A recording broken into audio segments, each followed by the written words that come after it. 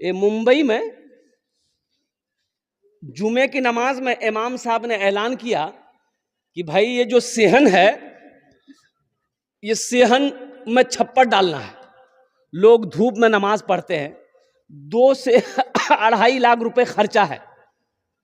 तो अगले जुमे को आप लोग नमाज पढ़ने आइएगा ना, तो थोड़ा सा रकम बढ़ा कर लेके आइएगा ताकि वो छप्पर का इंतजाम हो जाए।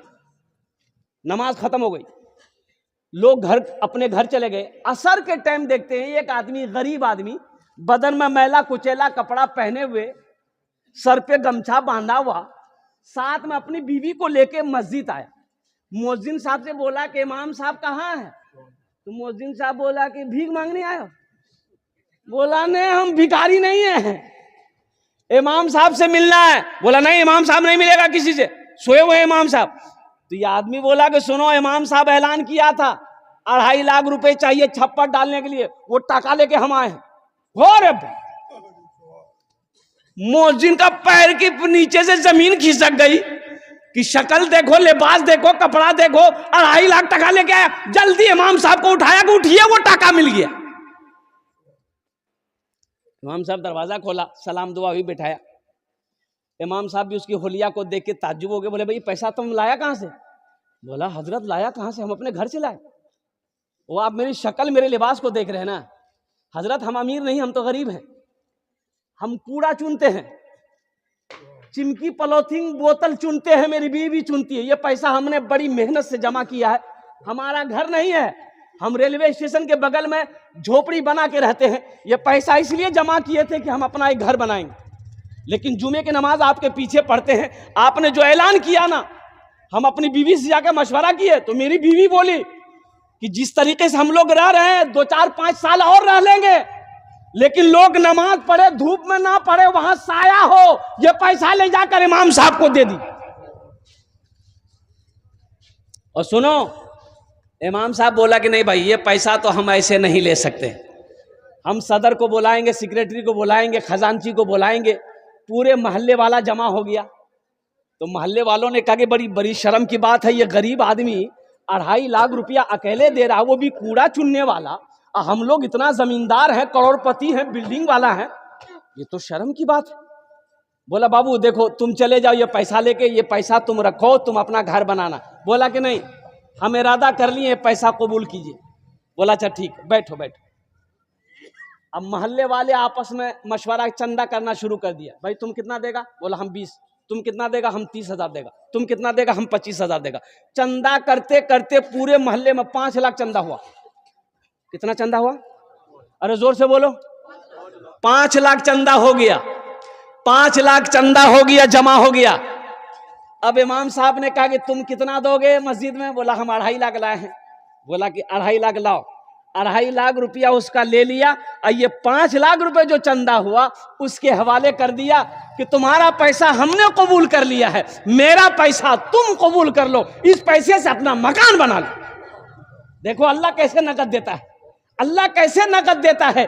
वो 2.5 दिया, अल्लाह के रास्ते में खर्च किया, अल्लाह संगे संग साथे साथ 5 लाख दिए। हजरत राबिया बसरिया सलामुल्लाह अलैहा, मेहमान आया घर में, 5 मेहमान आया। कितना मेहमान आया? खादिमा ने कही कि मेहमान आया 5 गो। तो खाना का टाइम हो रहा है, खाना खिलाना होगा। मेहमान आया और घर में कुछ नहीं, ये 1 रोटी है। कै गो रोटी है? 1 रोटी घर में, ना आटा है, ना चावल है, ना गेहूं, ना सब्जी है, ना गोश्त, तो कुछ है ये नहीं, सिर्फ 1 रोटी रखी हुई है। खादिमा ने कही, नौकरानी ने कही कि 5 मेहमान आया है। तो हजरत राबिया बसरिया, मेरी माँ बहनों सुनो, ईमान ताजा करो, वो भी तो अल्लाह की बंदी थी। हजरत राबिया बसरिया सलामुल्लाह अलैहा ने अपनी खादिमा से कही कि ये रोटी लो, 1 रोटी है, 1 रोटी लो, जाओ मोहल्ले में किसी गरीब को दे दो, कोई भूखा मिलेगा दे देना। तो खादिमा की बात समझ में नहीं आई, रोटी लेके चली गई। सोचने लगी खादिमा कि बताइए कितना दिमाग हल्का है इसका। अरे मेहमान आया है, ये 1 रोटी थी, ये थी, ये 1 रोटी और कहीं से ला लेते तो मेहमान को खिला देते। अब ये रोटी भी है, इसको भी बोलने दे दो, ले जाके किसी गरीब को दे दी। थोड़ी देर के बाद दरवाजे में दस्तक हुआ, दरवाजा खादिमा खोली, देखा एक आदमी बोला कि मेरे आका ने खाना भेजा आपके लिए। अरे सुभान अल्लाह बोलो, लो खाना लो। तो खादिमा खाना लेके अंदर आई, तो हजरत राबिया बसरिया पूछती है क्या है? बोले कि खाना आया है कहीं से। बोला खोलो, रोटी गिनती करो। तो रोटी गिनती की गई तो 5 रोटी थी। तो हजरत राबिया कहती कि नहीं, ये खाना मेरे घर के लिए नहीं है, वापस कर दो, वो किसी और घर के लिए होगा, मेरे घर के लिए नहीं है, ये मेरा खाना नहीं है। 5 रोटी है, मेरा खाना नहीं है, ये किसी और घर के लिए है, वापस कर दो। खादिमा वापस कर दी। फिर थोड़ी देर के बाद दरवाजा लगाई, थोड़ी देर के बाद फिर एक दस्तक हुआ दरवाजे पे, दरवाजा खोली, फिर एक आदमी खड़ा है, खाना ले लो। खाना लेके अंदर आई तो फिर राबिया बसरिया कहने लगी रोटी गिनती करो कितनी है। रोटी गिनती की तो 7 है। तो कहे कि नहीं, ये भी मेरा खाना नहीं है, वापस कर दो, वो किसी और घर के लिए होगा। वो फिर वापस हो गए। थोड़ी देर के बाद फिर दरवाजे पे दस्तक भी, एक आदमी आया, बोला मेरा आका खाना भेजा है हजरत राबिया बसरिया के लिए, ये खाना ले लो। रोटी लेके खादिमा अंदर आई तो हजरत राबिया पूछती है कि रोटी गिनती करो कितनी है। तो गिनती की 10 रोटी थी। तो हजरत राबिया बसरिया कहती है कि हाँ, ये मेरा खाना है, मैंने अल्लाह के रास्ते में 1 रोटी सदका किया था, अल्लाह का वादा है 1 का बदला, अरे बोलो 1 का बदला 10 हम देंगे, अल्लाह का वादा है। हमने अल्लाह के रास्ते में 1 रोटी सदका किया था, अल्लाह ने 1 रोटी के बदले में 10 रोटी दिया, ये मेरी रोटी है।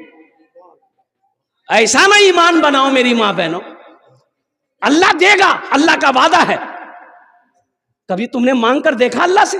तहज्जुद पढ़कर कभी तुम देखे? कभी रोकर अल्लाह से मांगे? मेरी मां बहनों मांगो, अल्लाह तकदीर बदल देगा। तुम्हें सूद के चक्कर में पड़ना नहीं पड़ेगा, तुम्हें लोन के चक्कर में जाना नहीं पड़ेगा। देखा ना अल्लाह रोजी कितना देगा, घर में रखने की जगह नहीं होगी। आज हमारे घर में बरकत नहीं है, कारोबार में बरकत नहीं है, दुकान में बरकत नहीं है। आपने कभी सोचा कि इसकी वजह क्या है? तो सुनो, आज घर घर में 100 में से 80% घर में सूदी कारोबार हो रहा है। अब इधर लोन है कि नहीं हम नहीं जानते, है ना? ये बीमारी इधर भी है, ओ वो बंधन लोन। हाँ, अच्छा ग्रुप है कि नहीं, औरतों का ग्रुप? अरे वाह, अच्छा औरतों का ग्रुप लोन जो है, इसमें से हमारी माँ बहनें कोई बनती है मैनेजर, वो लगता है यहाँ का मैनेजर नहीं, दिल्ली का मैनेजर है वो। ये पैसा कैसा है, कभी आपने गौर किया? ये जो लोन आप उठाते हैं 25,000 30,000 रुपया हफ्ता महीना 15 जो देते आप अदा करते हैं, ये पैसा हकीकत में ये सूद का पैसा है, ये सूद का पैसा है। मुसलमानों एक बात याद रखना, सूद लेने वाला, सूद देने वाला, सूद पे गवाह बनने वाला, सूद दिलवाने वाला, सब के सब जहन्नमी है। इस पैसे में ना बरकत हुई है, ना कयामत तक बरकत होगी। अल्लाह को इसका हिसाब देना होगा। और सुनो सुनो, सूद खाने वाली की सजा क्या है? सुनो, सूद खाने वाला ऐसा है जैसे किसी ने 33 मर्तबा ज़िना किया हो, यह सूद खाने वाले का मकाम है। और लास्ट 70 बड़ा बड़ा गुनाह है सूदखोरों के लिए। उसमें सबसे लास्ट गुनाह यह है कि सूद खाने वाला ऐसा है जैसे अपनी मां से ज़िना किया। अस्तगफिरुल्लाह रब्बी मिन कुल्li ज़ंबी व अतूबु इलैह। मेरी मां बहनों, ये ग्रुप लोन से तौबा करो, ये बंधन लोन से तौबा करो। अच्छा देखिएगा, सबसे बड़ी बात यह है, मैं कहता हूं ये बंधन लोन किसको मिलेगा? औरत को मिलता है। बोलो बात सही गलत है? पढ़े लिखे नौजवान मेरी माँ बहनों सुनो, ये बंधन लोन, ये बैंक वाला किसको लोन देता है? ये सिर्फ औरत को लोन देगा। काहे औरत को लोन दीजिएगा भाई? घर का मर्द हम हैं, घर का हाकिम हम हैं, घर का लीडर हम हैं, घर का प्रधान हम हैं, घर का वक्ता हम हैं, तो लोन आप हमको दीजिएगा कि मेरी बीवी को दीजिएगा? बोले नहीं, उसी को मिलेगा। किसको मिलेगा? बोले फुदकी को मिलेगा। अच्छा, फुदकी को मिलेगा। कमा के लोन हम अदा करेंगे और लोन मेरी बीवी को मिलेगा। कटिहार से ऑफिसर आया, बोला कि अब्दुल्ला का घर कौन है? मैंने कहा मैं अब्दुल्ला हूं, बोलिए। बोला आपसे काम नहीं है, आपका बीवी कहाँ? बोले मेरी बीवी घर में है। बोला बुलाइए। हो बाबा, हमसे काम नहीं, मेरी बीवी से काम। ये कौन चक्कर है भाई?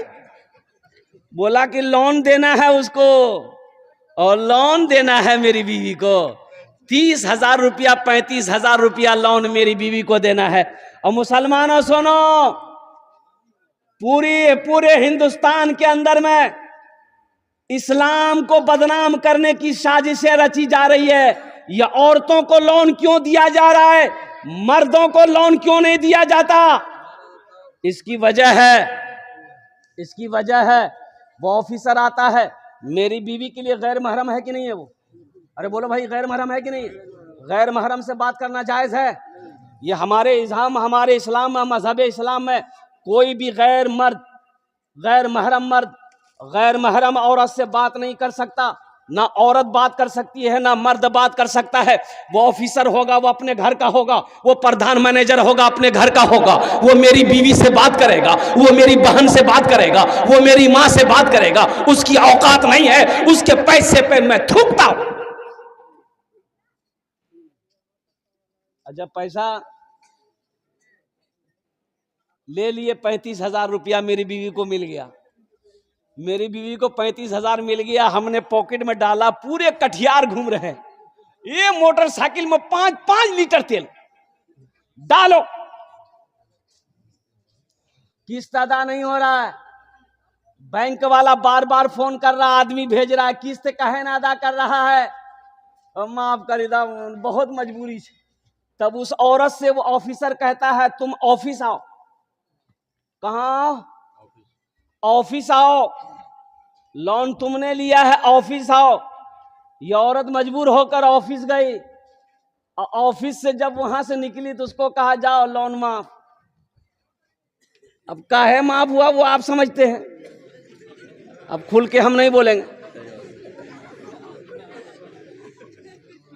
ऐसे लोन पे थूकता हूं मेरी माँ बहनों, तौबा करो। हमें सूदी पैसे नहीं उठाना है, हमें सूदी पैसा नहीं लेना है। सूद का पैसा हम अपने बच्चे को नहीं खिलाएंगे। ये बच्चा मेरा फर्मा बरदार नहीं होगा, ये बच्चा नाफरमान होगा। सूद का पैसा, हराम का पैसा बच्चे को खिलाओगे, बुद्धि भ्रष्ट हो जाएगा बच्चे का, बच्चे की अकल चली जाएगी। ये बच्चा कामयाबी हासिल नहीं कर सकता है। इसलिए मेरी माँ बहनों, जितने भी ग्रुप हैं, जितने भी लोन बंधन हो, अंधन हो, कंधन हो, सबसे तौबा करो, अल्लाह से रिश्ता जोड़ो। मांगना है अल्लाह से मांगो। किससे मांगो? अल्लाह से मांगो। इंशाअल्लाह अल्लाह से मांगो, अल्लाह देगा, अल्लाह का वादा है। अल्लाह से मांग कर तो देखो, अल्हम्दुलिल्लाह सुम्मा अल्लाह से मांग कर देखो, अल्लाह देगा। अरे अल्लाह उसको भी देता है जो अल्लाह को नहीं मानता है। जो अल्लाह को नहीं मानता है, जो अल्लाह को गालियां देता है, अल्लाह उसको भी देता है। हम तो मानने वाले हैं, अल्लाह हमको नहीं देगा। मांग कर तो देखो मेरी माँ बहनों, नमाज पढ़ो, अल्लाह से मांगो, देखो अल्लाह कितना देता है। ले नहीं पाओगे। हम लोन के चक्कर में जाएंगे, सूद के चक्कर में जाएंगे, ब्याज के चक्कर में जाएंगे। कुर्बान जाओ मेरी माँ बहनों, तौबा करो। देखो शेख सादी रहमतुल्लाह अलैह फरमाते हैं कि एक आदमी सीढ़ी चढ़ रहा था। अरे घर में सीढ़ी होती है ना भाई, अरे बोलिए ना भाई, सीढ़ी जानते हैं ना? अपने भाषा में क्या बोलते हैं उसको? सीढ़ी है ना बोलते हैं। पूरे हिंदुस्तान सीढ़ी बोलता है। अब पता नहीं बढ़िया के लोग क्या बोलता है। हाँ, सीढ़ी बोलता है। वह आदमी सूदखोर था, सूदखोर। सीढ़ी पे चढ़ रहा था, पैर फिसल गया ना, गिरा, और गिरते ही मर गया। बेटा देखा, बोला वो अमल खत्म। रिश्तेदार लोग आए, जमा हुए, गुसल दिया, जनाजा पढ़ा, कब्रिस्तान में ले जाकर दफन कर दिया। यकी बेटा, सूदखोर का यकी बेटा। 2-4 दिन गुजरा तो इसका बेटा सपना देखा, ख्वाब देखा। ख्वाब क्या देखा? बाप को देखा। तो बाप से पूछा कि अब्बा आप मर गए, कब्र में फरिश्ता आया होगा, सवालों जवाब किया होगा, कैसा रहा? तो बाप रोते हुआ बोला, बेटा वो सब लफड़ा नहीं हुआ, हम जैसे ही मरे डायरेक्ट जहन्नम में घुसा दिया। बोला बेटा कब्र में कोई सवाल जवाब नहीं हुआ हमसे, कोई फरिश्ता नहीं आया बेटा, जैसे ही हम मरे ना डायरेक्ट घुसा दिया जा। मुसलमानों, नौजवानों, मेरे बच्चों, तौबा करो। इंशाअल्लाह सूद से तौबा करोगे। कितने लोग तैयार है? हाथ उठा के बताओ। इंशाअल्लाह हम सूद नहीं खाएंगे, अल्हम्दुलिल्लाह। सूद से तौबा करो। एक बात याद रखो, सूद का पैसा अल्लाह कर घर में बीवी को खिलाओगे, वो बीवी वफादार नहीं होगी। बच्चे को खिलाओगे, बच्चा फर्मा बरदार नहीं होगा। सुनो, अल्लाह के नबी ने इरशाद फरमाया, हराम में पलने वाला खून, हराम में पलने वाला खून बदन का, वो जन्नत की खुशबू तक नहीं सूंघ पाएगा। हराम में पलने वाला खून जन्नत की खुशबू तक नहीं सूंघेगा। अल्हम्दुलिल्लाह सुम्मा अल्हम्दुलिल्लाह। एक वक्त फाका करना पड़े मेरी माँ बहनों, भूखा रहना पड़े, रह जाना, सूद की तरफ मत जाना, हराम की तरफ मत जाना, कुर्बान जाओ। अल्लाह बहुत बड़ा रज़्ज़ाक़ है, उसके खजाने में किसी चीज की कमी नहीं।